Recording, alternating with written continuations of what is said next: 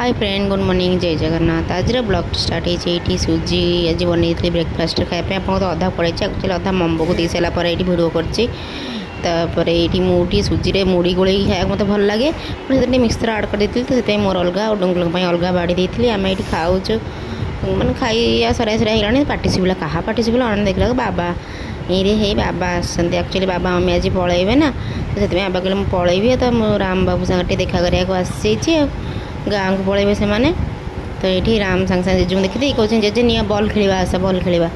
तो मुझे सांगे सांगे ये लेंबू पानी बन देती आपने कहते आज कौन अंधार अंधार देखा एक्चुअली आम आज लाइन ना पावर कट हो 9टार जाइए कहते गोटे कि 2टार आसो जना ना के आसो तो बाबा पानी ये देती पा लेंबू पानी बाबा पी सारापर टे राम सहित खेलिले ये खेली सारी कहला मुझे जाऊँगी कारण पलैबे 12टा 12:30 कहते पलैबे